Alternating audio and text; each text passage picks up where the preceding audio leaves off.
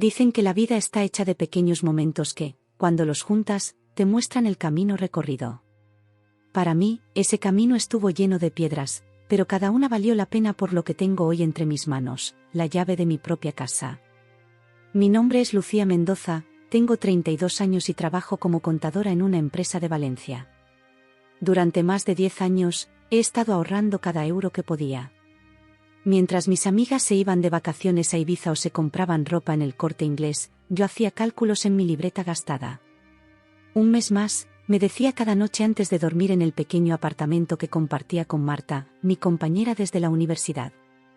La rutina era siempre la misma: despertarme a las 6, preparar café en la cafetera italiana que me regaló mi abuela Carmen, correr para tomar el metro en Patrick's, trabajar hasta tarde y, a veces, dar clases particulares de matemáticas a adolescentes en el barrio de Rusafa. Los fines de semana limpiaba casas en la zona de Blasco Ibáñez. No me daba vergüenza, cada gota de sudor me acercaba a mi sueño. Lucy, ¿por qué no vienes al cine con nosotras?, me preguntaba Silvia, mi mejor amiga, casi todos los viernes. No puedo, tengo que ahorrar, le contestaba, y veía en sus ojos una mezcla de admiración y pena que me incomodaba. Mis padres, Antonio y Dolores, vivían en un pequeño pueblo de Murcia. Mi padre trabajó toda su vida en la huerta, cultivando limones y naranjas bajo el sol abrasador del Mediterráneo. Mi madre, ama de casa, dedicó su existencia a cuidarnos a mí y a mi hermana menor, Elena. Nunca tuvieron casa propia, siempre vivieron de alquiler, saltando de un lugar a otro cuando el casero subía el precio o cuando el edificio necesitaba reformas que nadie quería hacer. La propiedad es para los ricos, repetía mi padre mientras veíamos las noticias y escuchábamos historias de desahucios durante la crisis económica. Quizás por eso, cuando les llamé para contarles que estaba buscando piso para comprar, se hizo un silencio incómodo al otro lado del teléfono. ¿Estás segura, hija? Es mucha responsabilidad, dijo mi padre con voz cansada. Sí, papá. Llevo años preparándome para esto. Mi madre añadió, con ese tono que usaba cuando creía que estaba cometiendo un error, ¿y si te quedas sin trabajo? Los bancos no tienen corazón, Lucía. Pero yo ya había hecho mis cálculos. Con mi sueldo fijo, mis ahorros y un préstamo razonable, podía permitirme un pequeño piso de 2 habitaciones en el barrio de Benimaclet. No era lujoso, pero tenía luz natural, un pequeño balcón donde podría poner plantas y estaba cerca del metro. Lo más importante, sería mío. El día que firmé la hipoteca, sentí un nudo en el estómago. La notaria, una mujer de mediana edad con gafas de pasta, me miró por encima de sus documentos. ¿Viene alguien más a firmar con usted? No, lo haré yo sola, respondí, y por primera vez, esas palabras no sonaron a soledad, sino a poder. Recuerdo perfectamente el momento en que la agente inmobiliaria, Pilar, me entregó las llaves. Era un jueves por la tarde, había llovido y el olor a tierra mojada entraba por las ventanas abiertas del piso vacío. Enhorabuena, Lucía. Ya eres oficialmente propietaria, me dijo con una sonrisa profesional, entregándome un pequeño llavero con 3 llaves doradas. Cuando se fue, me quedé sola en medio del salón. El eco de mis pasos rebotaba en las paredes blancas y desnudas. Toqué el radiador, abrí y cerré las ventanas, encendí y apagué las luces. Cada gesto era como descubrir un nuevo poder, yo decidía, yo controlaba, yo existía en este espacio que era completamente mío. Me senté en el suelo, con la espalda apoyada en la pared, y lloré. Lloré de alegría, de orgullo, de cansancio acumulado. Lloré pensando en cada turno extra, en cada comida rápida entre trabajos, en cada «no puedo, estoy ahorrando» que había dicho a mis amigos. Todas esas pequeñas renuncias habían construido este momento. Saqué mi teléfono y tomé una foto del espacio vacío. La publiqué en Instagram con el texto «Mi primer hogar». En segundos, empezaron a llegar felicitaciones. Silvia fue la primera en llamarme. No puedo creerlo. ¿Por qué no me lo habías contado? Tenemos que celebrarlo. Le prometí una cena cuando tuviera todo organizado. Luego llamé a Marta para darle la noticia de que me mudaría pronto. Te voy a echar de menos, pero me alegro tanto por ti, me dijo, y pude escuchar la sinceridad en su voz. Durante los días siguientes, pasé cada momento libre en mi nuevo piso. Me di espacios, planifiqué dónde iría cada mueble, imaginé desayunos en la pequeña cocina y tardes leyendo junto al balcón. Por las noches, antes de dormir, revisaba páginas de decoración económica y hacía listas de lo esencial: una cama, un sofá, una mesa, algunas sillas. El fin de semana fui a IKEA y gasté más de lo que debería en muebles básicos. Ya me recuperaré el mes que viene, pensé mientras pagaba, sintiendo una mezcla de culpa y emoción. Cuando por fin tuve todo lo necesario, decidí que era momento de invitar a mis padres. Quería que vieran lo que había logrado, que entendieran que su hija había conseguido lo que ellos nunca pudieron tener. Les compré billetes de autobús desde Murcia y preparé la habitación de invitados con sábanas nuevas y toallas suaves. Mamá, papá, quiero que vengan a ver mi casa, les dije por teléfono. Ya está lista. ¿Estás segura, hija? No queremos molestar, respondió mi madre. Claro que estoy segura. Quiero que la vean. Quiero que se sientan orgullosos. Lo que no sabía era que esa visita no sería como yo la había imaginado. Que detrás de la aparente preocupación de mi madre se escondía algo mucho más oscuro. Que mis logros, en lugar de unir a mi familia, crearían una grieta tan profunda que cambiaría nuestras vidas para siempre. El grito de una madre. El autobús desde Murcia llegó con 1 hora de retraso. Esperé nerviosa en la estación de Valencia, revisando una y otra vez los mensajes de mi padre: ya estamos llegando, hija. Cuando por fin los vi bajar del autobús, sentí ese nudo familiar en la garganta. Mi padre, más delgado y encorvado de lo que recordaba, cargaba una maleta pequeña. Mi madre, con su pelo teñido de negro y su vestido de flores que usaba para las ocasiones especiales, miraba a su alrededor como si temiera que alguien la reconociera. Papá. Mamá. Corrí hacia ellos y los abracé. Mi padre me devolvió el abrazo con fuerza. Mi madre, siempre más contenida, apenas me tocó. Estás más delgada, fue lo primero que dijo.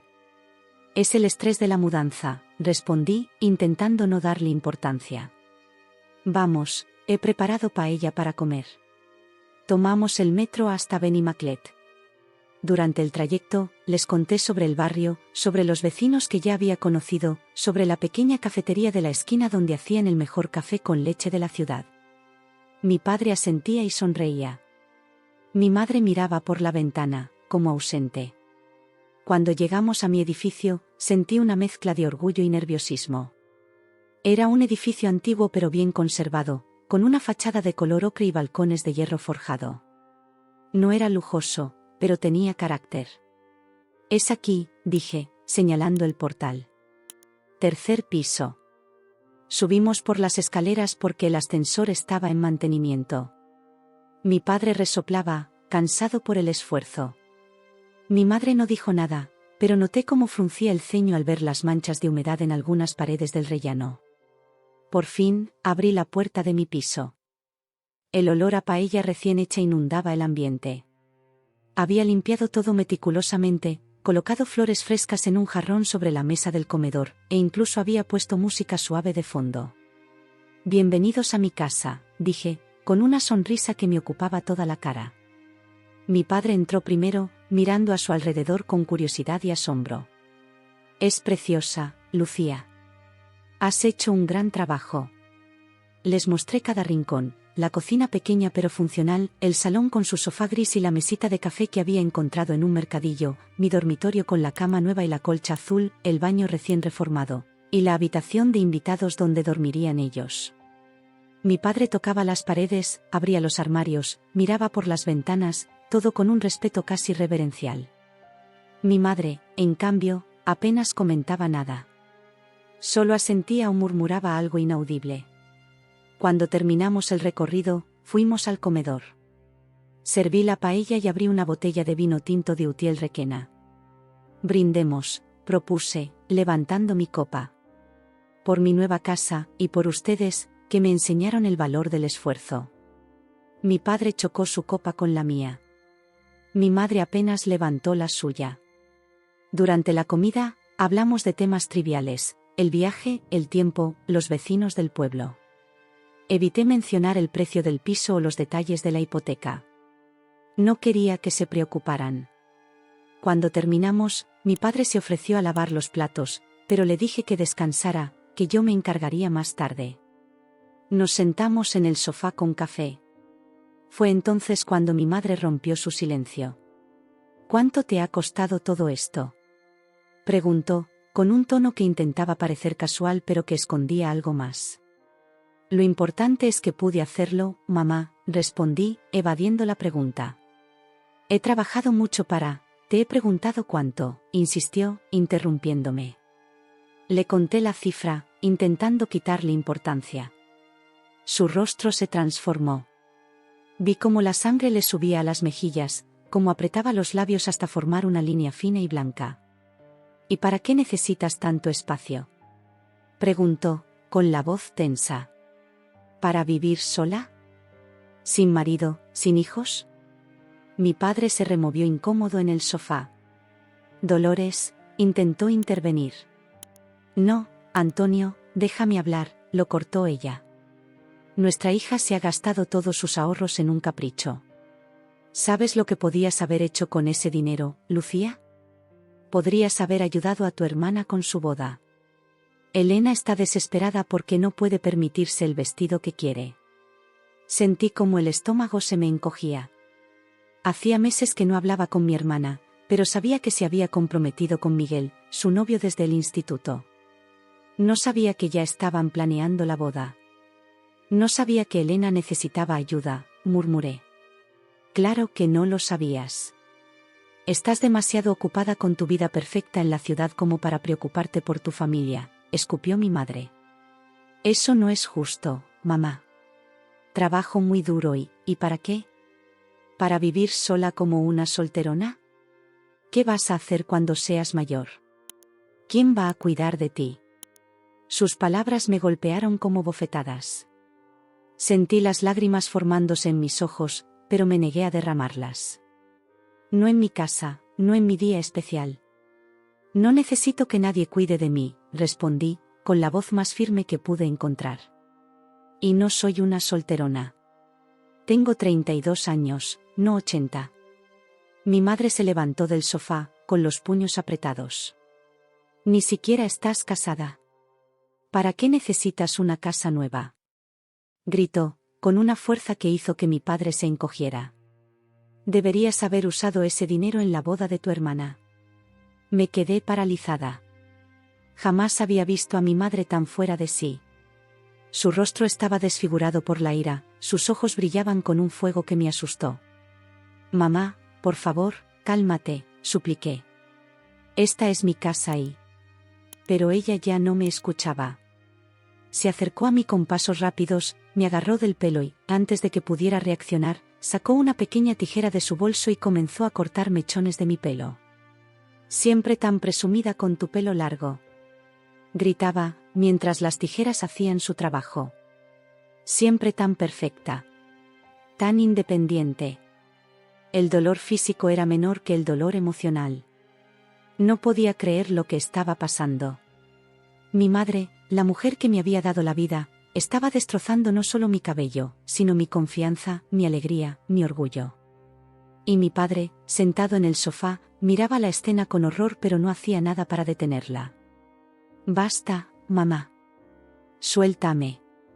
Grité, intentando liberarme. Pero ella seguía, poseída por una rabia que venía de muy adentro. Los mechones de mi pelo caían al suelo como hojas muertas. Podía sentir la frialdad de las tijeras cerca de mi cuero cabelludo, el tirón doloroso cuando agarraba otro mechón. No sé cuánto tiempo duró. Solo recuerdo que en algún momento las tijeras cayeron al suelo y mi madre se alejó, jadeando, como si volviera en sí después de un trance. Miró sus manos, miró mi pelo en el suelo, me miró a mí, y algo cambió en sus ojos. ¿Arrepentimiento? ¿Vergüenza? No lo sé.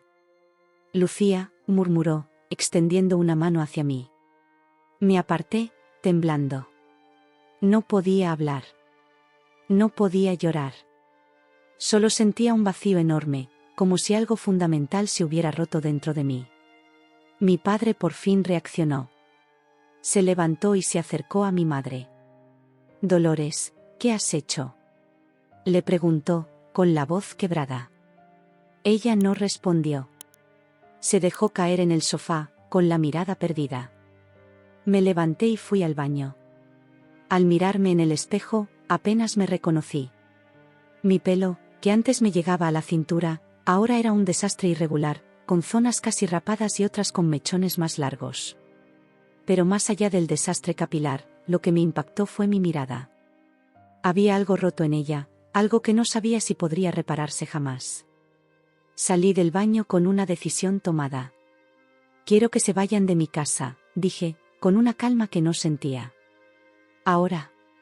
Mi padre asintió. Ni siquiera intentó convencerme de lo contrario.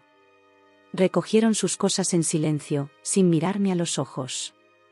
Cuando estaban en la puerta, mi padre intentó abrazarme, pero me aparté. Te llamaré mañana, me dijo. No lo hagas, respondí. Cuando la puerta se cerró tras ellos, me quedé sola en medio de mi sueño cumplido, rodeada de mechones de pelo y de una soledad que nunca había sentido antes. Pero en esa soledad, encontré algo inesperado, una fuerza que no sabía que tenía. Una determinación de no volver a permitir que nadie me hiciera sentir menos por mis decisiones, por mi independencia, por ser quien soy. Esa noche, con las tijeras que mi madre había dejado caer, terminé el trabajo que ella había comenzado. Me corté el pelo, lo emparejé lo mejor que pude, y mientras veía los últimos mechones caer, sentí que también cortaba los hilos invisibles que me ataban a expectativas que nunca fueron mías. El escape y la reconstrucción. Esa noche no dormí. Me quedé sentada en el suelo del salón, con la espalda apoyada en la pared, mirando cómo las luces de los coches dibujaban sombras en el techo. Cada vez que cerraba los ojos, veía a mi madre con las tijeras en la mano, sentía el tirón en mi cuero cabelludo, escuchaba sus gritos. ¿Cómo podía la persona que me dio la vida causarme tanto dolor? Al amanecer, tomé mi teléfono y llamé a Silvia. Necesitaba hablar con alguien, sentir que no estaba completamente sola en el mundo. Lucy, ¿qué pasa? Son las 6 de la mañana, respondió con voz adormilada. Mi madre me cortó el pelo, dije, y me eché a llorar. Media hora después, Silvia estaba en mi puerta con café, croissants y un neceser lleno de productos para el cabello. Al verme, se quedó paralizada. Dios mío, Lucy, murmuró, abrazándome fuerte. Le conté todo mientras ella me preparaba café en la cocina. No interrumpió, no juzgó, solo escuchó, asintiendo a veces, apretando mi mano otras. Mi tía Claudia es peluquera, dijo cuando terminé mi relato. Podemos ir a su salón ahora mismo. Te dejará preciosa, ya verás. Salimos temprano, caminando por las calles desiertas de Valencia. El aire fresco de la mañana me ayudó a despejarme. En el salón de belleza de Claudia, una mujer de unos 50 años con el pelo teñido de rojo intenso, me recibieron con caras de horror y compasión. ¿Quién te ha hecho esto, cariño?, preguntó Claudia, examinando mi pelo con manos expertas. Mi madre, respondí, y vi cómo intercambiaba una mirada significativa con Silvia. Bueno, no hay nada que no pueda arreglarse, afirmó con determinación. Confía en mí. Durante las siguientes 2 horas, Claudia trabajó en mi pelo como una artista. Cortó, igualó, dio forma. Mientras tanto, me ofreció un vaso de horchata y me habló de todo y de nada, evitando cuidadosamente el tema de mi madre. Cuando por fin giró la silla para que me viera en el espejo, me quedé sin palabras. Mi pelo, antes largo hasta la cintura, ahora apenas me rozaba la barbilla. Era un corte moderno, asimétrico, con un flequillo que enmarcaba mis ojos.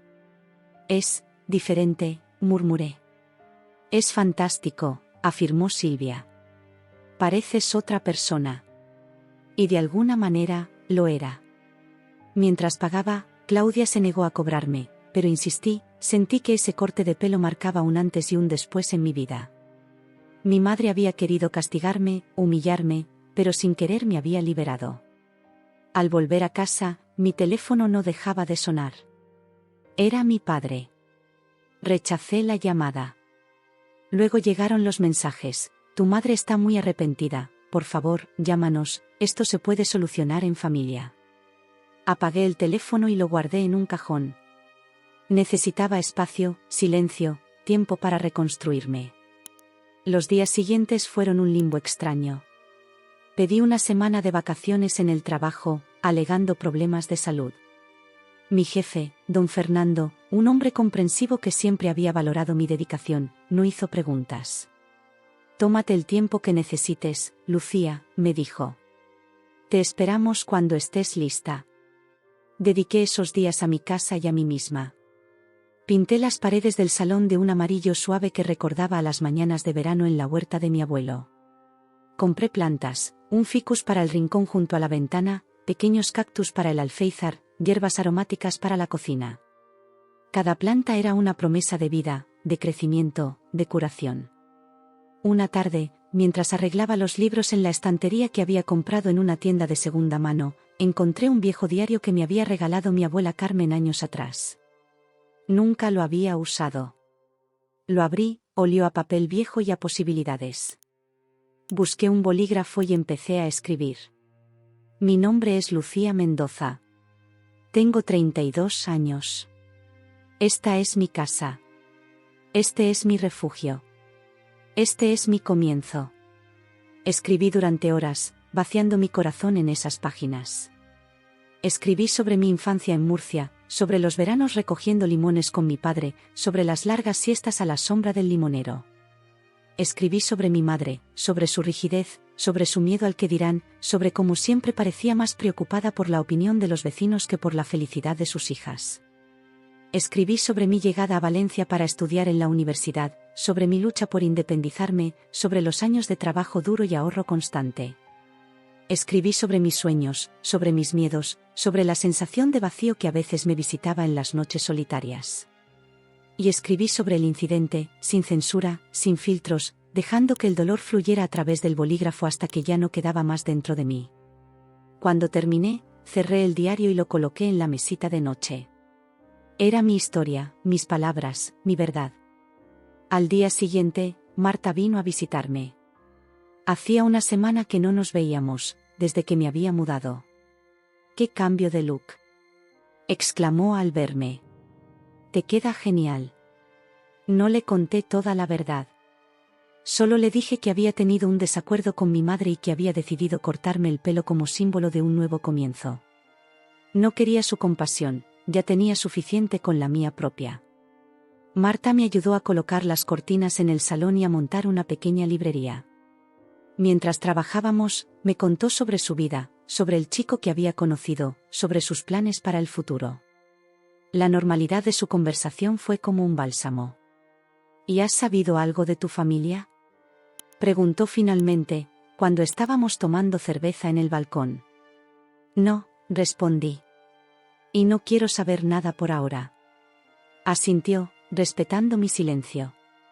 Cambiamos de tema y hablamos de cosas triviales, la última serie de Netflix, el nuevo restaurante mexicano que habían abierto en el barrio, los planes para el próximo puente.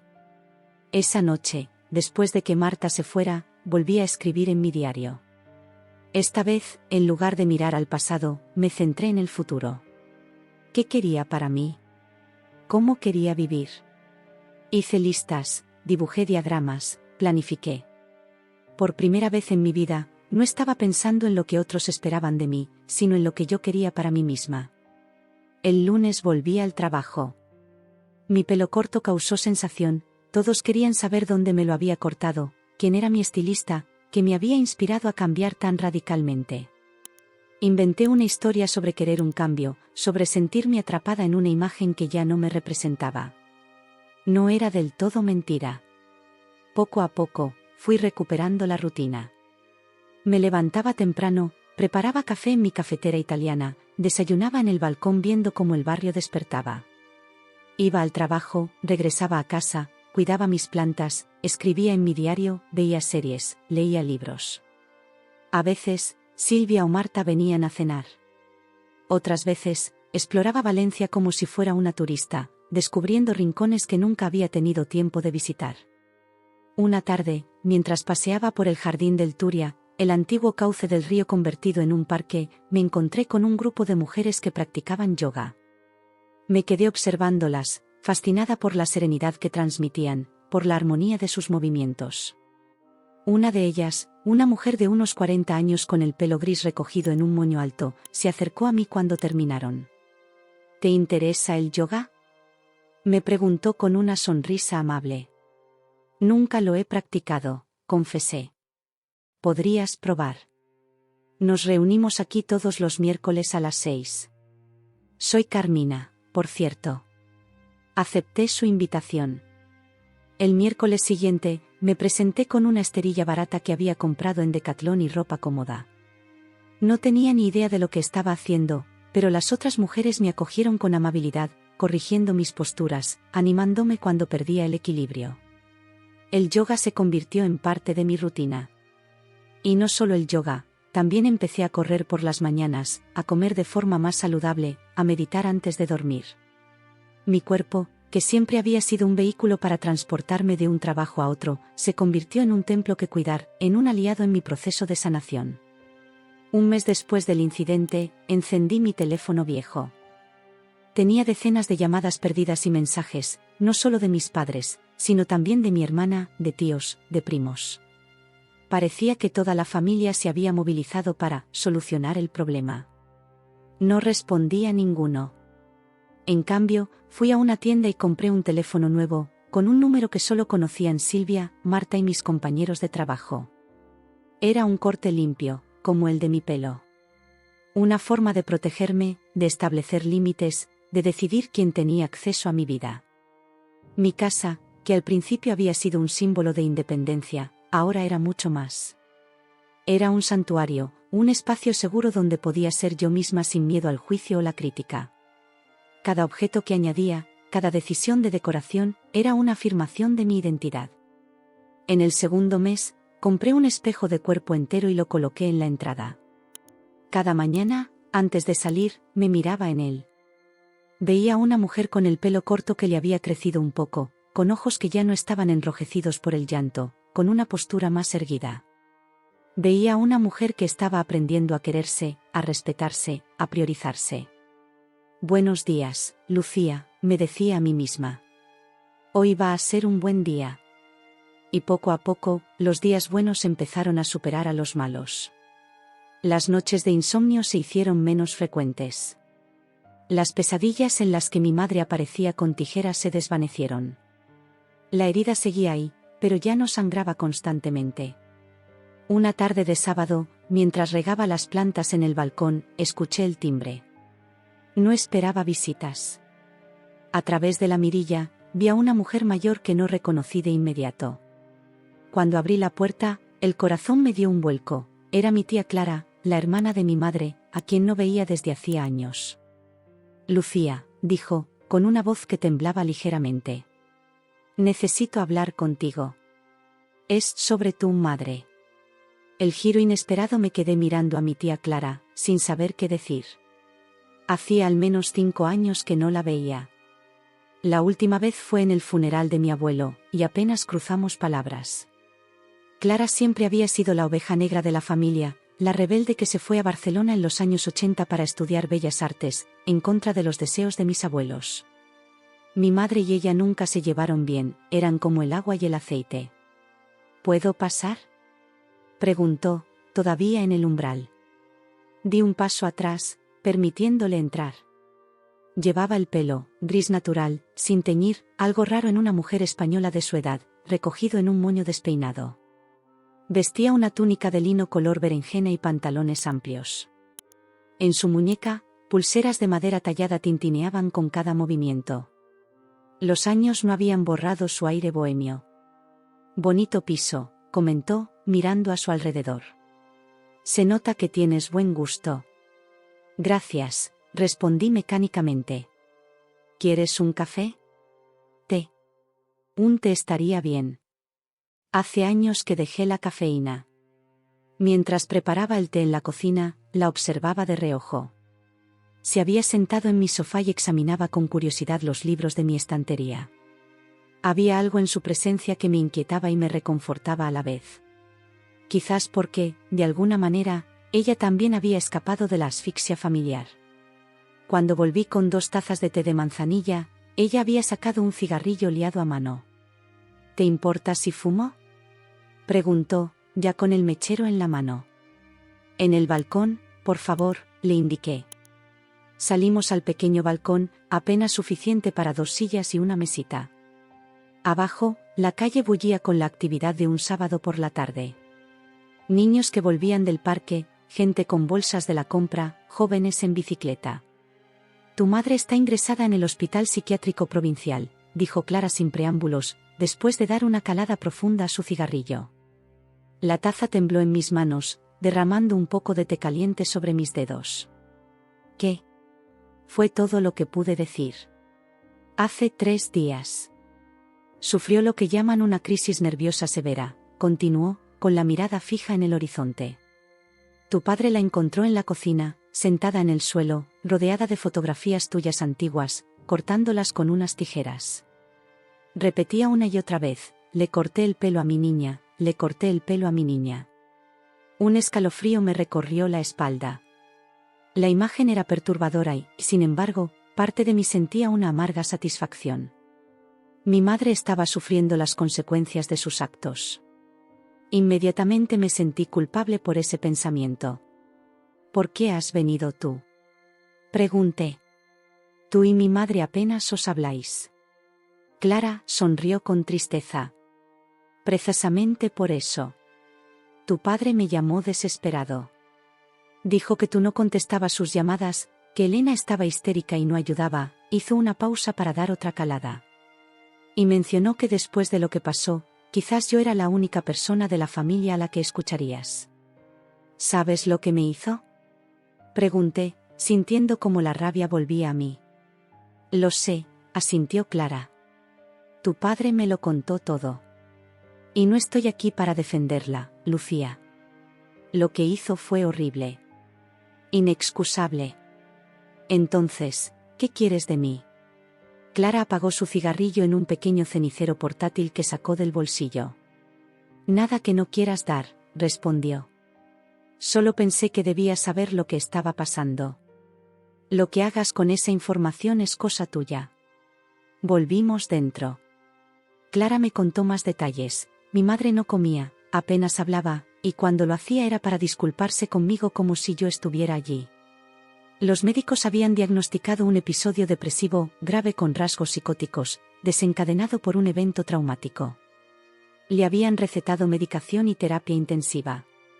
¿Y mi padre?, pregunté. Está destrozado, respondió Clara. Se culpa por no haberte defendido, por no haber visto las señales de que Dolores no estaba bien. Miré por la ventana. El sol comenzaba a ponerse, tiñendo el cielo de naranja y rosa. En otros tiempos, habría llamado a mi madre para contarle lo bonita que era la puesta de sol desde mi balcón. No sé si puedo verla, confesé. No sé si quiero verla. Clara puso su mano sobre la mía. Tenía los dedos manchados de pintura, seguramente había estado trabajando en algún cuadro antes de venir. Nadie te pide que lo hagas, dijo con suavidad. Solo quería que lo supieras. Y también quería conocer tu piso, ver cómo estabas. Siempre he estado orgullosa de ti, Lucía, aunque apenas nos veamos. Esas palabras me conmovieron más de lo que esperaba. Siempre había admirado a Clara de lejos, su valentía para romper con todo, su arte, su libertad. Que ella estuviera orgullosa de mí significaba mucho. ¿Puedo preguntarte algo?, dije, y ella asintió. ¿Crees que lo que ha pasado con mi madre tiene que ver con, bueno, con lo que sea que hay entre vosotras? Clara dejó escapar un suspiro largo y profundo. Creo que tiene que ver con muchas cosas. Tu madre y yo crecimos en un hogar muy rígido. Mi padre, tu abuelo, era un hombre autoritario. Mi madre, una mujer sometida. Nos criaron para ser señoritas decentes, para casarnos, tener hijos, ser el adorno perfecto del brazo de un hombre. Hizo una pausa, como si eligiera cuidadosamente sus palabras. Yo me rebelé. Tu madre se sometió. Yo me fui. Ella se quedó. Yo hice lo que quería. Ella hizo lo que se esperaba de ella. Y creo que nunca me ha perdonado por eso. Pero ella se casó, tuvo hijas. ¿No era eso lo que quería? ¿Lo era? Preguntó Clara, con una mirada penetrante. ¿O era lo que le dijeron que debía querer? Tu madre tenía sueños, Lucía. Quería ser maestra.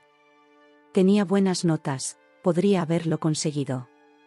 Pero el abuelo dijo que no, que eso era perder el tiempo, que su destino era casarse y formar una familia. Y ella obedeció. Esa revelación me dejó sin palabras. Nunca había pensado en mi madre como alguien con sueños propios, con deseos frustrados. Para mí siempre había sido, mamá, la mujer que cocinaba, limpiaba, regañaba, juzgaba. No una persona con un pasado, con anhelos, con desilusiones. ¿Y tú crees que por eso reaccionó así cuando vio mi casa? ¿Por qué yo conseguí lo que ella no pudo? Clara se encogió de hombros. No soy psicóloga. Pero creo que verte a ti, su hija, conseguir esa independencia que ella nunca tuvo. Debe haber sido como recibir una bofetada del destino. Como si la vida le dijera, mira lo que podría haber sido tuyo si hubieras tenido el valor de elegir. Nos quedamos en silencio un rato, cada una perdida en sus pensamientos. Fuera, la luz del día se desvanecía, dando paso a la noche. A lo lejos, se escuchaba el rumor de la ciudad, el sonido de las campanas de una iglesia, la música de algún bar cercano. ¿Qué harías tú en mi lugar? Pregunté, finalmente. Clara negó con la cabeza. No puedo responderte eso, Lucía. Solo tú puedes decidir qué hacer. Lo que sí puedo decirte es que el rencor es un veneno que bebes tú misma, esperando que el otro muera. Se levantó para irse. En la puerta, me dio un abrazo largo, de esos que te envuelven por completo. Olía a pintura, a incienso y a algo indefinible que me recordaba a mi infancia. Gracias por venir, dije, y lo decía de corazón. Llámame si me necesitas, respondió. Y recuerda que, hagas lo que hagas, tiene que ser por ti. No por ella, no por tu padre, no por el que dirán. Por ti. Después de que se fuera, me senté en el sofá con un vaso de vino tinto. La cabeza me daba vueltas. Mi madre en un hospital psiquiátrico. Mi madre con sueños rotos. Mi madre cortando fotografías mías como me había cortado el pelo a mí. Era demasiado para procesar. Tomé mi teléfono nuevo y miré el número del hospital que Clara me había dejado anotado en un papel. ¿Debía llamar? ¿Debía visitarla? ¿Qué le diría si lo hiciera? La noche avanzaba y yo seguía sin moverme del sofá, atrapada entre la rabia y la compasión, entre el dolor y la curiosidad. El vino se acabó y mis pensamientos seguían igual de turbios. Finalmente, cuando las primeras luces del amanecer empezaban a filtrarse por la ventana, tomé una decisión. Iría a ver a mi madre. No por ella, no por mi padre, no por el que dirán. Por mí. Porque necesitaba respuestas, porque necesitaba cerrar esa herida, porque necesitaba entender para poder seguir adelante. Marqué el número del hospital.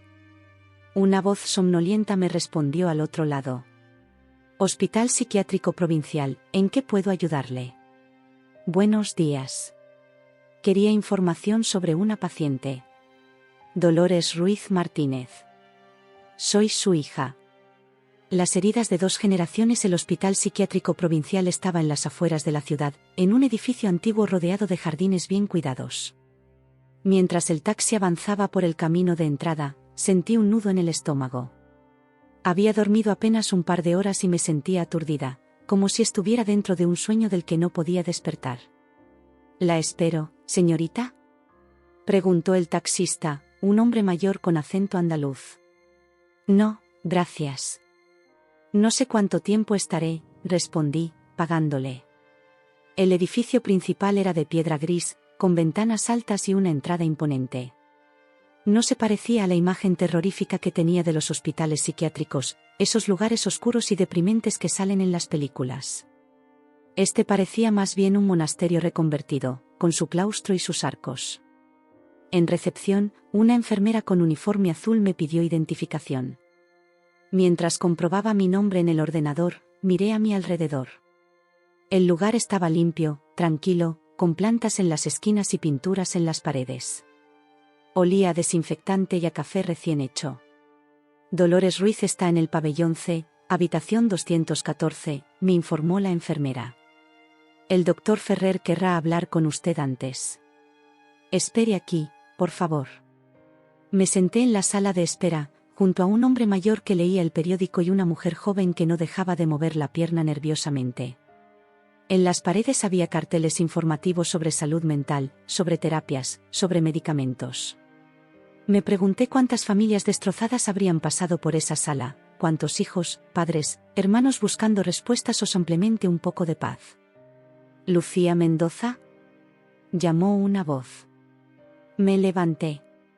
El doctor Ferrer era un hombre de unos 50 años, con gafas redondas y pelo canoso. Su sonrisa era amable pero cansada, la de alguien que lleva demasiado tiempo viendo el sufrimiento ajeno. Me condujo a su despacho, un espacio pequeño pero acogedor, con una ventana que daba a los jardines. En las estanterías había libros, fotografías, pequeñas esculturas. No era el despacho frío y aséptico que esperaba. Gracias por venir, dijo, después de que nos sentáramos. Sé que no debe ser fácil para ti, después de lo ocurrido. Sí, bueno, no sabía qué decir. ¿Qué estaba aquí por curiosidad? ¿Por cierre? ¿Por venganza? Tu madre ha estado hablando mucho de ti, continuó el doctor. De hecho, eres el tema principal en nuestras sesiones. ¿Está muy mal? Pregunté, sorprendiéndome de mi propia preocupación. El doctor Ferrer juntó las manos sobre la mesa.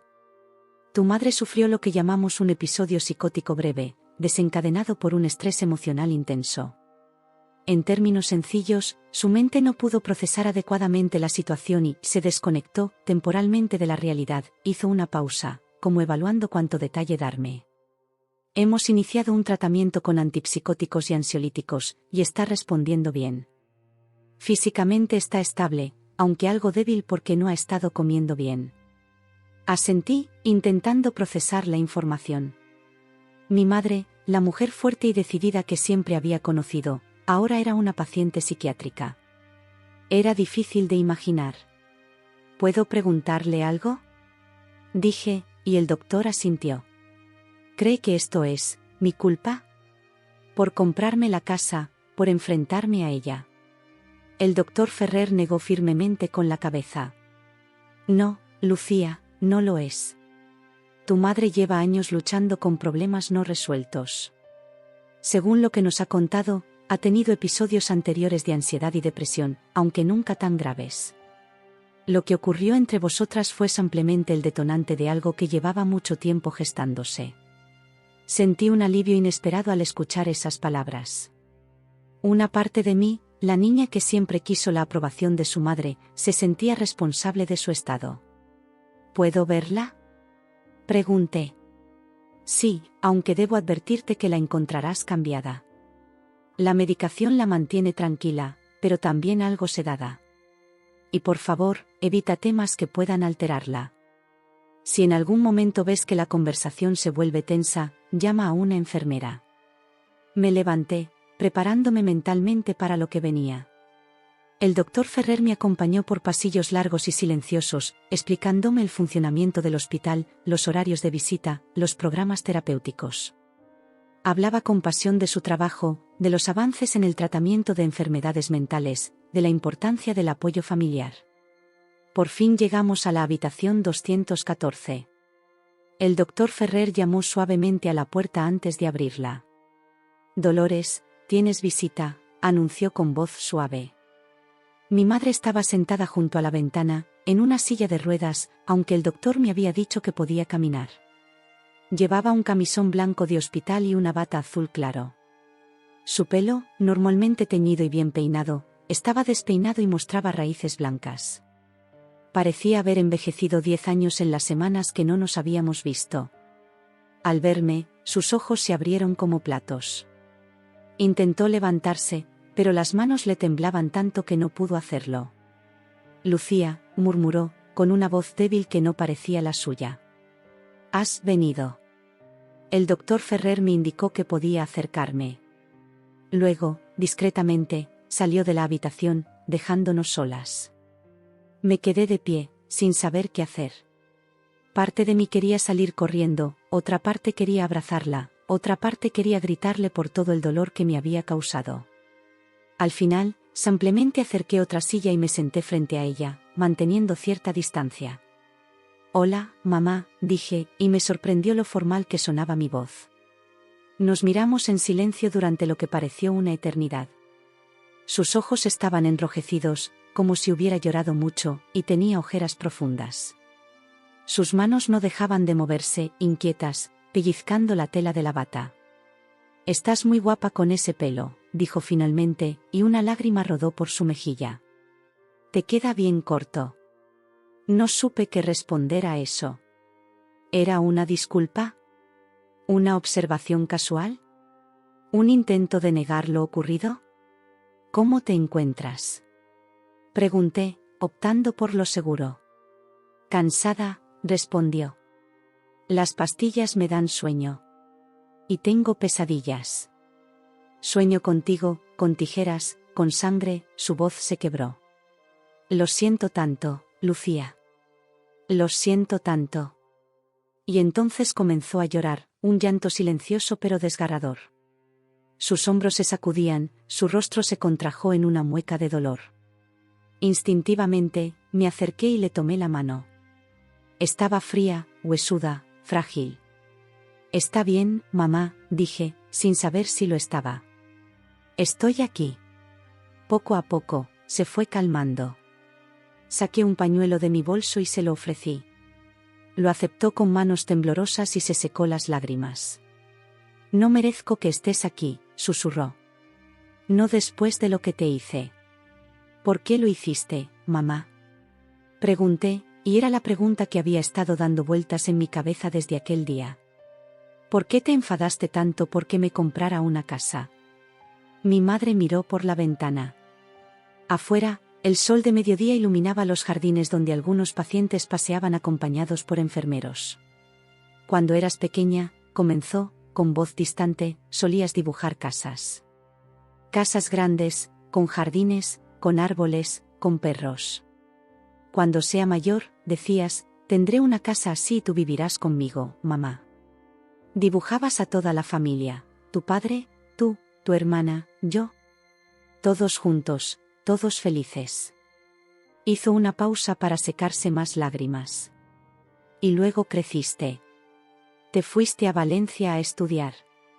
Empezaste a cambiar. Cada vez que volvías a casa por Navidad o por vacaciones, eras un poco más diferente.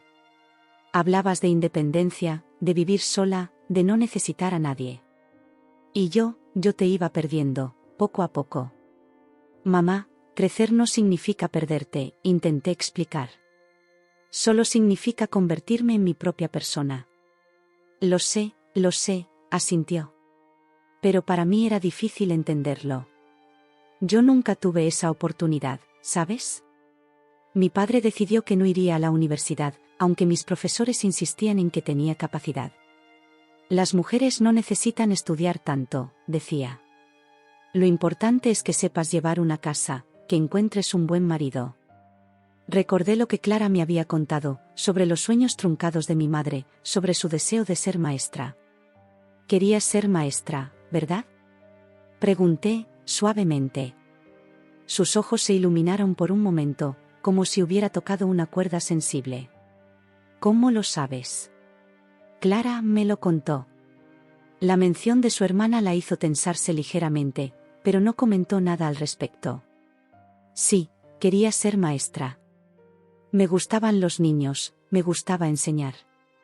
Cuando jugábamos en el patio, yo siempre hacía de maestra y las otras niñas eran mis alumnas. Tenía buenas notas, especialmente en literatura y matemáticas. Mi profesor de secundaria, don Manuel, habló con mis padres varias veces, diciéndoles que tenía potencial, que debían apoyarme. Pero mi padre no quiso escuchar. Y mi madre, bueno, ella nunca contradecía a mi padre. Mientras hablaba, su voz iba cambiando, haciéndose más firme, más presente. Como si al recordar a esa joven que una vez fue, volviera a conectar con una parte de sí misma que había quedado enterrada bajo años de resignación. Conocí a tu padre poco después. Era un buen hombre, trabajador, honesto. Nos casamos jóvenes. Pensé que formar una familia me llenaría, que sería suficiente. Y lo fue, durante un tiempo. Cuando naciste tú, cuando nació Elena, sentí una felicidad inmensa. Pero siempre hubo esa espina, esa pregunta, ¿qué hubiera sido de mí si? Hizo otra pausa, como si reuniera fuerzas para lo que iba a decir a continuación. Y entonces llegaste tú, con tu casa, con tu independencia, con tu futuro brillante por delante. Y fue como si la vida me abofeteara. Como si me dijera, mira lo que podría haber sido tuyo si hubieras tenido el valor de luchar por ello. Y no pude soportarlo. No fueron celos, Lucía. Fue como ver todas mis oportunidades perdidas reflejadas en ti. Sus palabras me golpearon con fuerza. De repente, muchas cosas cobraban sentido, su obsesión por que Elena y yo estudiáramos, su insistencia en que fuéramos independientes económicamente, aunque luego criticara cualquier signo de independencia emocional, su relación complicada con Clara, que había elegido un camino diferente, pero mamá, tú siempre parecías tan segura de tus decisiones. Siempre decías que el lugar de una mujer era junto a su familia, que lo más importante era el matrimonio, ¿y qué otra cosa podía decir? Respondió, con una amargura que nunca había notado en ella. ¿Qué me arrepentía? ¿Qué envidiaba a las mujeres que habían podido estudiar, viajar, elegir? ¿Qué a veces, por las noches, cuando todos dormían, lloraba pensando en la vida que no tuve? No, Lucía. Era más fácil convencerme de que lo que tenía era lo único que debía desear. Me quedé sin palabras. Esta mujer vulnerable, que me hablaba de sus sueños rotos, de sus arrepentimientos, no se parecía en nada a la madre autoritaria y segura que creía conocer. Era como si hubiera estado viviendo con una extraña todos estos años. Lo que te hice es imperdonable, continuó, mirándome directamente a los ojos por primera vez. Lo sé. No te estoy pidiendo que me perdones. Solo quería que entendieras, que no fue por ti. Fue por mí. Por mis propios demonios, por mis propias frustraciones. Tú no mereces cargar con eso. Sentí que algo se rompía dentro de mí. No era rabia, no era dolor. Era una especie de liberación. Como si un peso que había estado cargando sin darme cuenta se aligerara de repente. Yo también lo siento, mamá, dije, sorprendiéndome a mí misma. Siento no haber intentado entenderte mejor. Siento haber estado tan centrada en mis propios deseos que no vi tu dolor. Mi madre extendió su mano temblorosa y tocó mi pelo corto, con una delicadeza que contrastaba con la violencia de aquel día. Esto crecerá, dijo, con una sonrisa triste. El pelo siempre crece. Pero lo que rompí entre nosotras, no sé si podrá sanar. No lo sé, respondí honestamente. Pero estoy aquí, ¿no? Es un comienzo. Nos quedamos en silencio un rato, cada una perdida en sus pensamientos. Afuera, el cielo se había cubierto de nubes y empezaba a llover suavemente, un murmullo relajante contra los cristales de la ventana. ¿Crees que algún día podrías mostrarme tu casa? Preguntó finalmente mi madre, con una timidez que me desarmó. Me gustaría verla. Bien, quiero decir. Apreciarla como se merece. Tal vez, respondí. Cuando estés mejor. Cuando ambas estemos mejor. La puerta se abrió y una enfermera entró con una bandeja de comida. Es hora de comer, Dolores, anunció con alegría profesional. Y después, terapia de grupo. Mi madre asintió.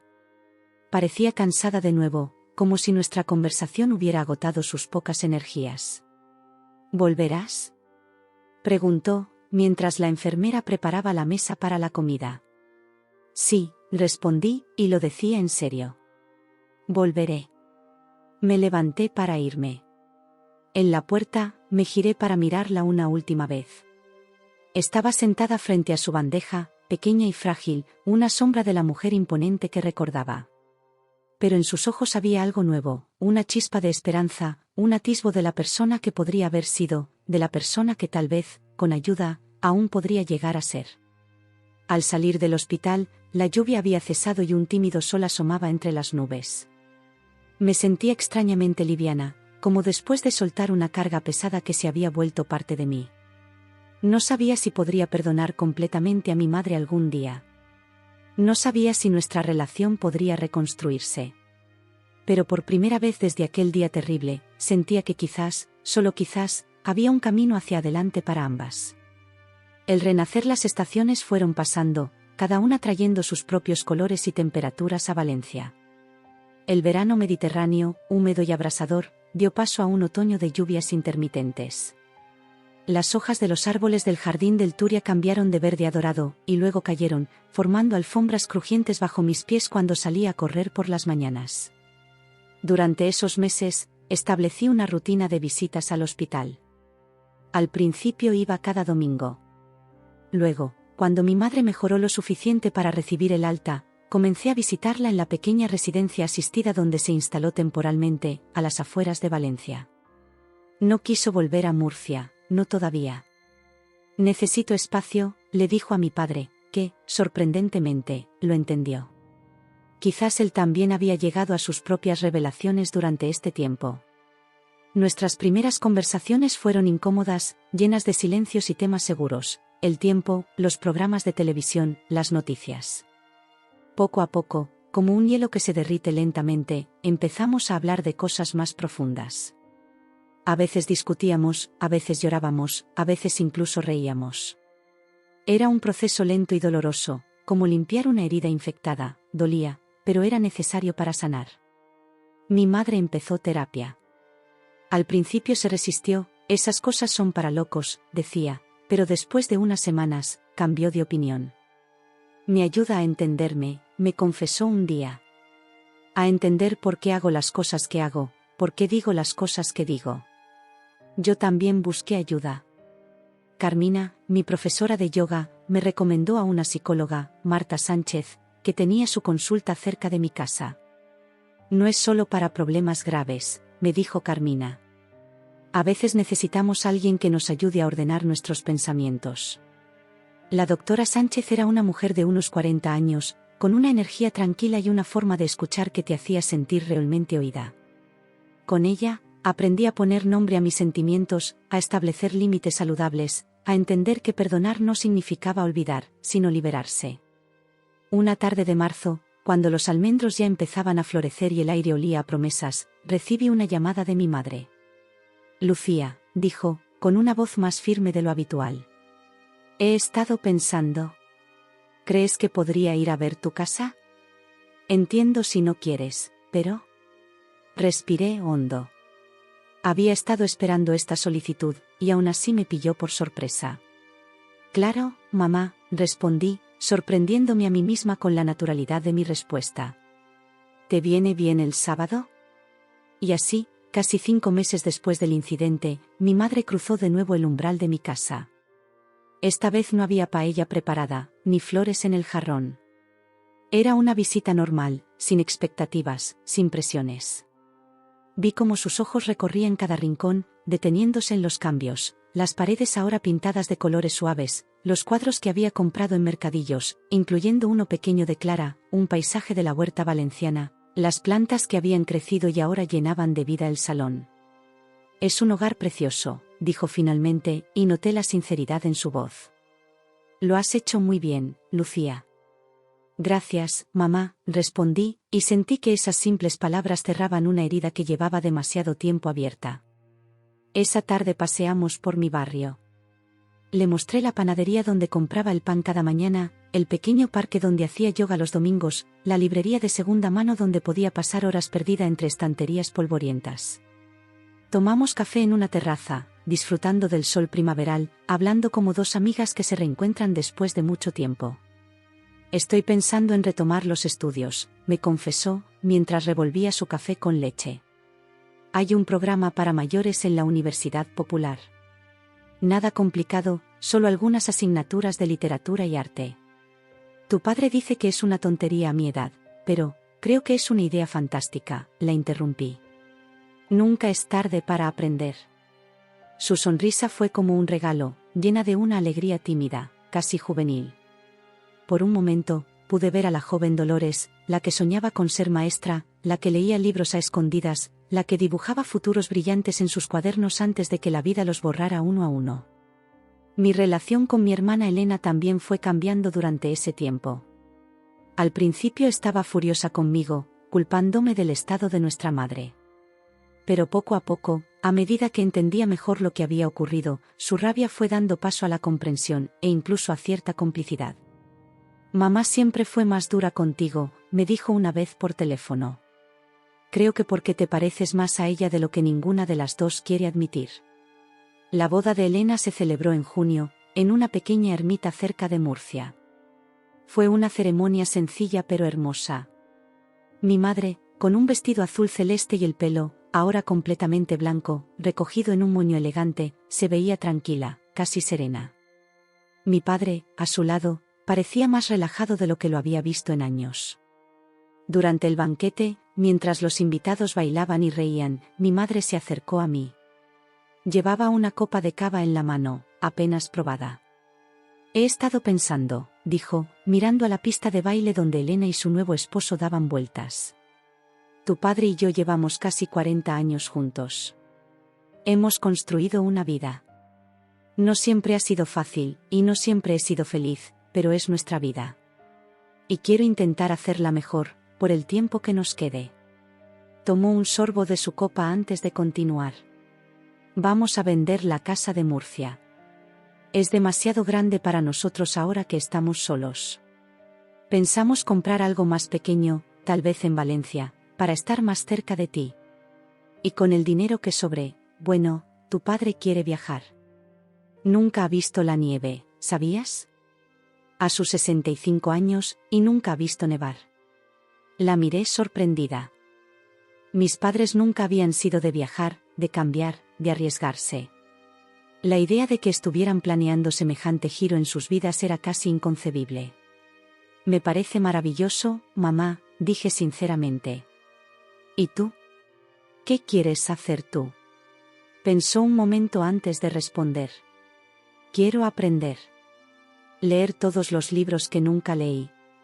Ver todas las películas que nunca vi. Tal vez, si me atrevo, escribir. No para publicar, solo para mí. Para ordenar mis pensamientos, mis recuerdos. Hizo una pausa y añadió, casi en un susurro, y quiero conocerte mejor, Lucía. A la mujer que eres, no a la niña que recuerdo. Esas palabras me conmovieron más de lo que podía expresar. Levanté mi copa y la choqué suavemente con la suya. Por los nuevos comienzos, brindé. Por los nuevos comienzos, repitió ella. El verano pasó en un suspiro. Mi madre terminó su primer curso en la Universidad Popular con notas excelentes. Mi padre, con ayuda de Elena, aprendió a usar un ordenador y pasaba horas planeando viajes, estudiando mapas, leyendo sobre lugares lejanos. Vamos a ir a Suiza en diciembre, me anunció por teléfono, con la emoción de un niño. Tu madre dice que la nieve es más bonita allí. En septiembre, recibí una promoción en el trabajo. Don Fernando se jubilaba y me ofreció ocupar su puesto como jefa de contabilidad. Nadie lo merece más que tú, me dijo. El aumento de sueldo me permitió hacer algunas mejoras en la casa, cambié las ventanas por unas de mejor aislamiento, renovar la cocina, compré muebles nuevos para el balcón. Una tarde, mientras colocaba algunas plantas nuevas en el jardín urbano que había creado en mi balcón, sonó el timbre. Era Clara, con su melena gris recogida en una trenza y un paquete envuelto en papel de periódico bajo el brazo. Pasaba por el barrio, dijo, aunque sabía que no era cierto.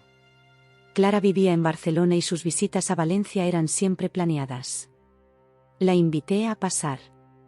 Nos sentamos en el balcón con té helado, disfrutando de la brisa que aliviaba el calor del final del verano. Te he traído algo, dijo, entregándome el paquete. Al desenvolverlo, me encontré con un cuadro pequeño pero hermoso, una mujer de espaldas, con el pelo corto, mirando por una ventana hacia un paisaje lleno de luz. Aunque no se veía su rostro, había algo en su postura, en la inclinación de su cabeza, que transmitía fuerza y serenidad. ¿Soy yo? Pregunté, emocionada. Clara asintió. Te pinté el día que vine a contarte lo de tu madre. Cuando te vi mirando por esta misma ventana, con esa mezcla de dolor y fortaleza. No pude evitarlo. Los artistas somos así, robamos momentos. Es precioso, dije, buscando el lugar perfecto para colgarlo. Gracias. He hablado con Dolores, comentó Clara, cambiando de tema. Parece otra persona. Lo es, en cierto modo, respondí. O tal vez es más ella misma de lo que ha sido en décadas. Clara sonrió, con esa sonrisa sabia que siempre me había intrigado. Las personas no cambian completamente, Lucía. Solo vuelven a su cauce original, como ríos que han sido desviados y finalmente encuentran el camino de vuelta al mar. Hablamos de todo y de nada. Clara me contó sobre su última exposición en Barcelona, sobre sus clases de pintura, sobre sus planes de viajar a Grecia el próximo año. Yo le hablé de mi promoción, de mis clases de yoga, de mis nuevos amigos en el barrio. Antes de irse, me abrazó fuerte. Estoy orgullosa de ti, Lucía, me dijo al oído. No solo por tu casa, o por tu trabajo, o por tu independencia. Estoy orgullosa de tu corazón, de cómo has sabido equilibrar la fuerza con la compasión. Esa noche, sentada en mi balcón, mirando las estrellas que apenas se veían entre la contaminación lumínica de la ciudad, reflexioné sobre el camino recorrido. Hace un año, pensaba que comprar esta casa sería el logro más importante de mi vida. No imaginaba que sería el comienzo de un viaje mucho más significativo, el viaje hacia mí misma. Mi teléfono sonó. Era un mensaje de mi madre. Buenas noches, hija. Solo quería decirte que hoy, por primera vez en mucho tiempo, fui realmente feliz. Te quiero. Sentí lágrimas en los ojos, pero esta vez no eran de dolor. Eran lágrimas de gratitud, de asombro ante cómo la vida puede cambiar, cómo las heridas pueden sanar, aunque dejen cicatrices. Mi casa ya no era solo un símbolo de independencia. Era un testigo silencioso de mi transformación, de mi crecimiento, de mi capacidad para perdonar sin olvidar, para poner límites sin construir muros, para reconstruir lazos sin perder mi esencia. Mi pelo había crecido.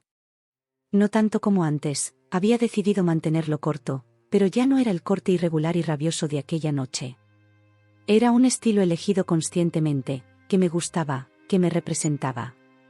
Como yo, había cambiado, se había adaptado, había renacido. La brisa nocturna me acariciaba el rostro mientras miraba las luces de Valencia. Esta ciudad que me había acogido, que me había visto luchar, caer, levantarme. Esta casa que había sido testigo de mi peor momento y de mi renacimiento. Este balcón desde el que ahora contemplaba el mundo con nuevos ojos. Respiré profundamente, llenando mis pulmones de aire fresco. Sentí una paz que no había experimentado en mucho tiempo. No era una paz perfecta, todavía había días difíciles, momentos de duda, conversaciones incómodas con mi madre. Pero era una paz real, construida sobre cimientos sólidos, no sobre ilusiones o pretensiones. Entré en casa y me miré en el espejo de la entrada. Vi a una mujer de 33 años, con el pelo corto, ojos claros y decididos, y una leve sonrisa en los labios. Una mujer que había aprendido que la libertad no consiste en no necesitar a nadie, sino en elegir a quien necesitas y cómo. Una mujer que había comprendido que sanar no significa volver a ser quien eras antes de la herida, sino integrar esa herida en tu nueva forma de ser. Mi nombre es Lucía Mendoza, pensé, como lo había escrito en mi diario meses atrás. Esta es mi casa. Este es mi refugio. Y cada día, es un nuevo comienzo. Esa noche dormí profundamente, sin pesadillas, sin sobresaltos. Y cuando desperté, el sol entraba por mi ventana, dibujando patrones de luz en el suelo. Un nuevo día. Una nueva oportunidad. Una vida que, a pesar de sus grietas y cicatrices, o tal vez gracias a ellas, valía la pena vivir plenamente.